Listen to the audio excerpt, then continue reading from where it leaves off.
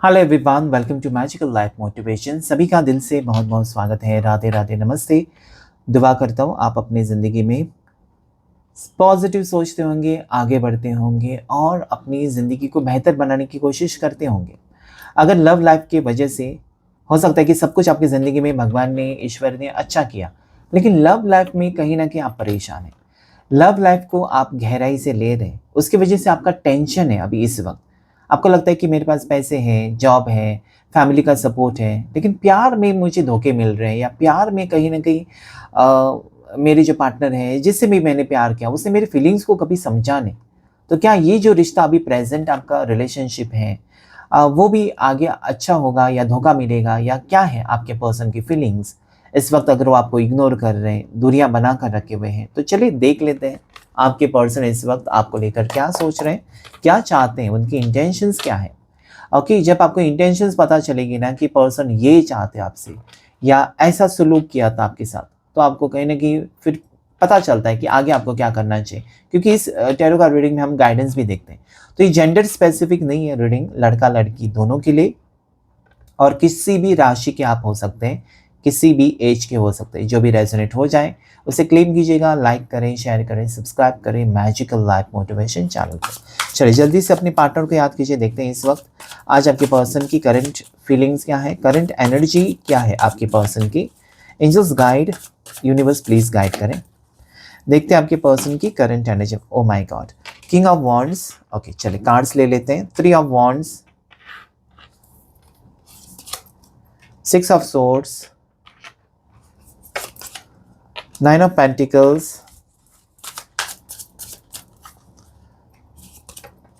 3 of Cups,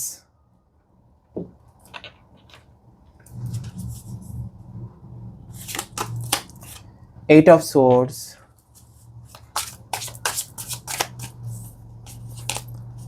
8 of Cups, King of Pentacles, 2 of Pentacles। सबसे पहले हम देखेंगे कि आप किस टाइप के रिश्ते में हैं। ओके, ये जानने की हम कोशिश करेंगे। ओके, चलिए टेम्परेंस और जजमेंट का कार्ड यहाँ पर आया, ये कार्ड को यहाँ पर लगा देते हैं ताकि आपको क्लियरली कार्ड्स दिखाई दें। सो यहाँ पर मुझे जिस पर्सन से आप डील कर रहे हैं ना, आपके पार्टनर, एक तो मैरिड हो सकते हैं पर्सन, शादीशुदा है वो पर्सन, या शादी हो चुकी है, आप सिंगल ही रह गए, ऐसा भी हो सकता है। या फिर आप सिंगल हैं और शादीशुदा पर्सन से प्यार कर रहे हैं, ऐसा भी मुझे यहाँ पर दिखाई देता है। सबके लिए नहीं होगा, दोनों सिंगल भी हो सकते हैं। ठीक है, अगर दोनों सिंगल हैं तो आपके पार्टनर ईगोइस्टिक नजर आते हैं, अपनी घमंड में आकर हमेशा आपको मनमानी करके आपसे रिश्ते में दूरियां क्रिएट कर रहे हैं, या फिर आपको क्लैरिटी नहीं दे रहे हैं, और जिसकी वजह से आपका कन्फ्यूजन, ऐसा लगता है ना कि आपकी खुशियां छीन ली है इस पर्सन ने। मतलब एक जैसा होता है ना कि आपने एक सिर्फ एक लॉन्ग टर्म रिलेशनशिप के बारे में इस पर्सन के साथ सोचा था। ओके, वो भी इस पर्सन ने सपना तोड़ दिया, ऐसा हो सकता है। सो 2 ऑफ पेंटिकल्स, मुझे ये नज़र आता है ना कि पर्सन मनमानी कर रहे हैं और आपको वक्त नहीं दे पा रहे, इस रिश्ते को वो इम्पोर्टेंस नहीं दे रहे हैं इस वक्त। हो सकता है कि पहले रिश्ता अच्छा था, अभी वो पर्सन बहाने बना रहे हैं, या इस वक्त ये पर्सन हो सकता है कि अपने ऊपर फोकस कर रहे हैं, पैसों के ऊपर फोकस कर रहे हैं, अपने बिजनेस के ऊपर फोकस कर रहे हैं। ओके, सो अगर आप इस पर्सन को अभी कॉल कर रहे हैं, मैसेज कर रहे हैं, तो ये मना कर रहे हैं कि मैं बिजी हूँ।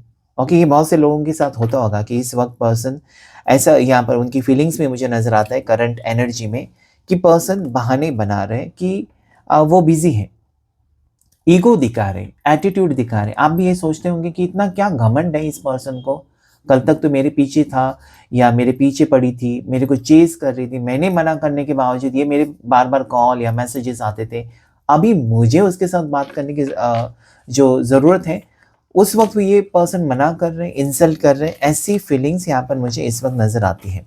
ओके, ये पर्सन एक तो करियर को लेकर बहुत ज़्यादा फोकस्ड है, या आपसे दूर है, और कहीं ना कहीं उसकी वजह से भी आप परेशान हो सकते हैं कि पर्सन दूर क्यों चले गए, अचानक क्यों गए। मतलब कहीं ना कहीं एक डर है आपको कि पर्सन ने रिश्ता ही ख़त्म कर दिया, या फिर वो आना ही नहीं चाहते। ओके, देखिए यहाँ पर टेम्परेंस का कार्ड भी आया है, जो ये कहने की कोशिश की इस पर्सन के साथ आपने बहुत ज़्यादा एडजस्ट करने की कोशिश की है, लेकिन इस पर्सन ने आपके साथ एडजस्टमेंट नहीं की है।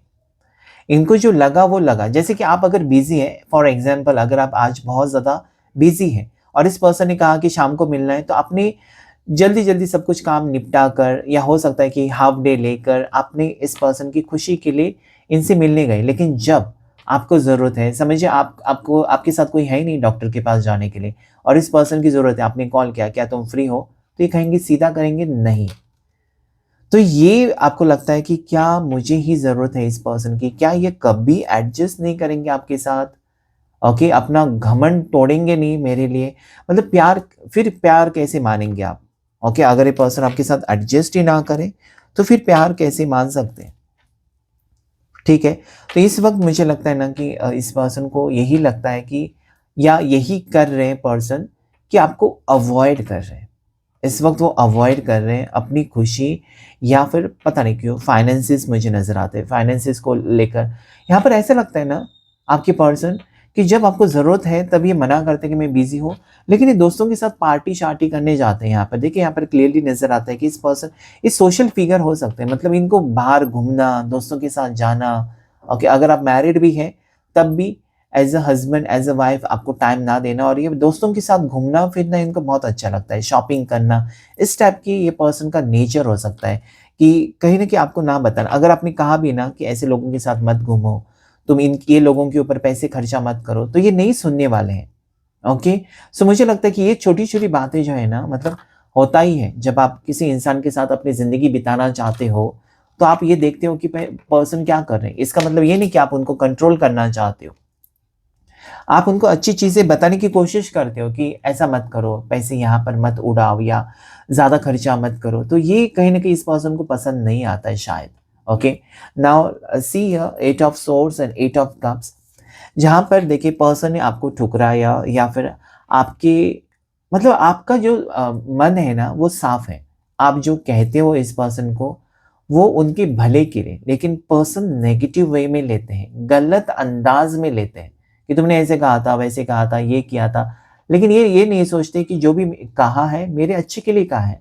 अगर आपने इस पर्सन को कहा है कि फालतू खर्चे मत करो, या फिर फालतू लोगों के साथ मत बैठा करो, मत घुमा करो, तो इनकी रेपुटेशन के लिए, इनके फ्यूचर के लिए कहा है। लेकिन ये पर्सन को ऐसा लगता है कि आप उनको कंट्रोल कर रहे हो, और इसकी वजह से ये पर्सन शायद अभी इस वक़्त आपको बहुत ज़्यादा निग्लेक्ट कर रहे हैं, बहुत ज़्यादा इग्नोर कर रहे हैं, और ऐसा लगता है ना कि अगर ये इग्नोर भी कर रहे हैं ना, तो इनकी समझ में नहीं आ रहा है, इनको थोड़ा-सा वक़्त लगेगा आपकी इम्पोर्टेंस समझने के लिए, या फिर आप जो कह रहे हैं ना बातें, उन उसके ऊपर गौर करने के लिए कुछ टाइम लगेगा, लेकिन सच्चाई ज़रूर आएगी इस पर्सन के सामने। और जब सच्चाई इस पर्सन के सामने आएगी, then it shows me judgement and four of wands.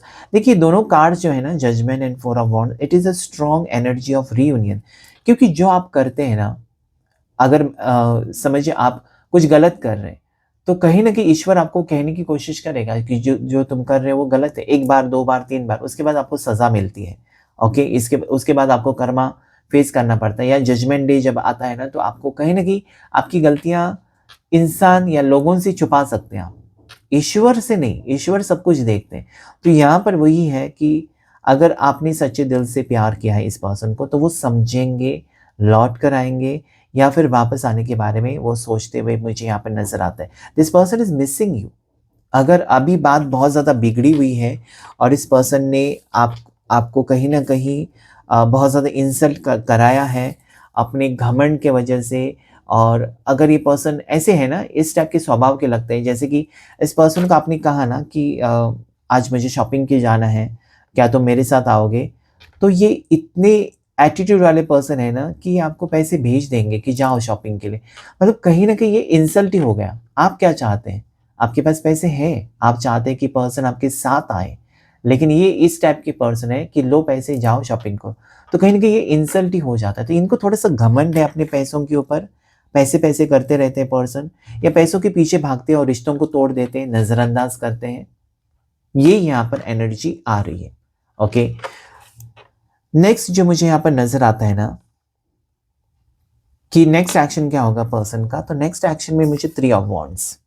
Next action में मुझे टेम्परेंस, नेक्स्ट एक्शन में मुझे 3 ऑफ कप्स भी दिखाई देता है कि ये 3 कार्ड कहते हैं ना कि ये पर्सन आपसे इमोशनली कनेक्ट होने की कोशिश करेंगे, एट द सेम टाइम आपको लेकर कोई डिसीजन ले सकते हैं।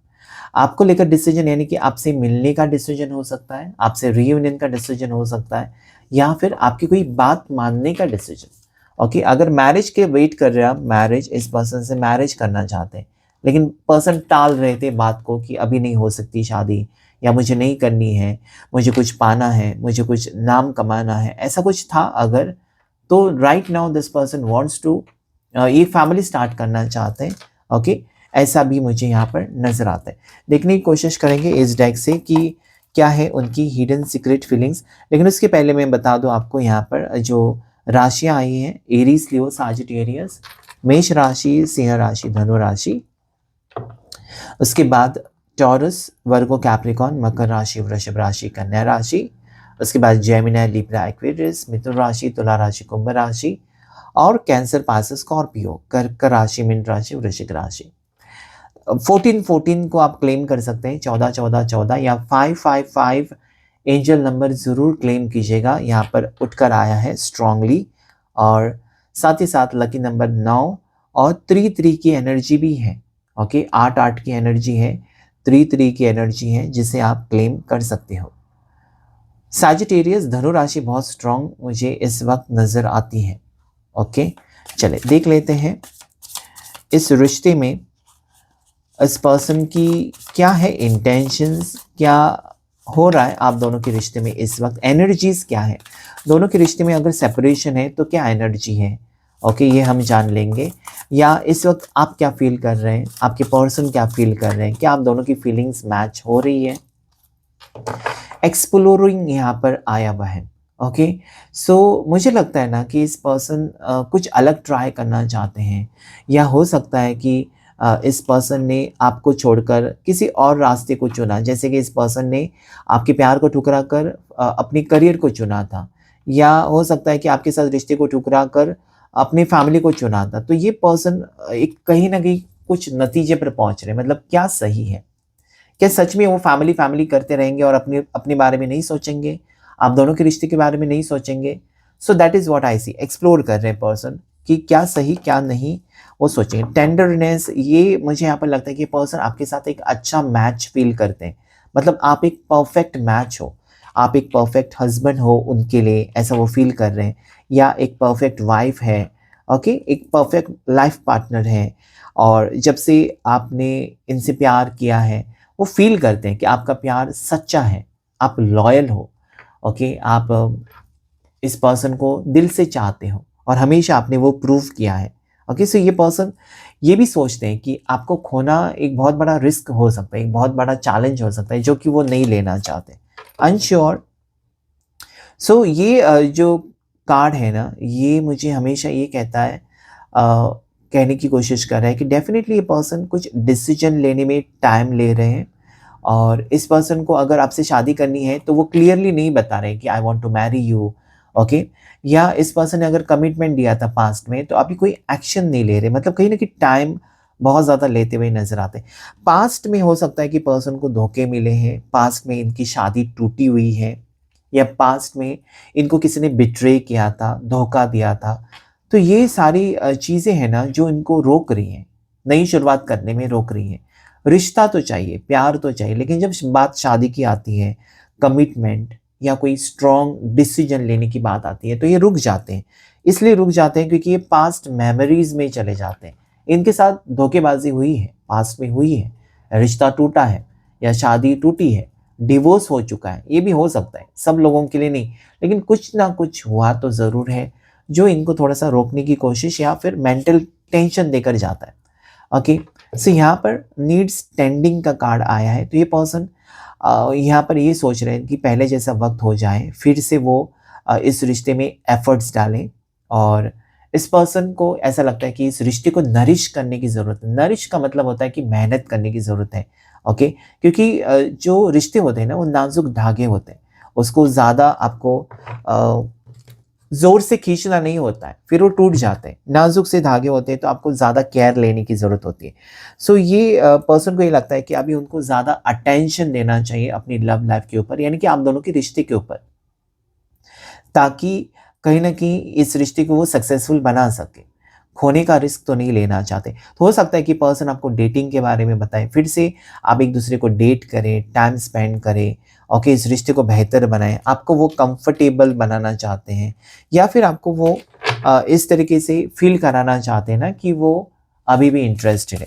So that can be a gesture of love and a strong commitment for you, कि पर्सन अभी भी इंटरेस्टेड है। कैसे दिखाएँगे? तो आपको स्पेशल फ़ील करा के।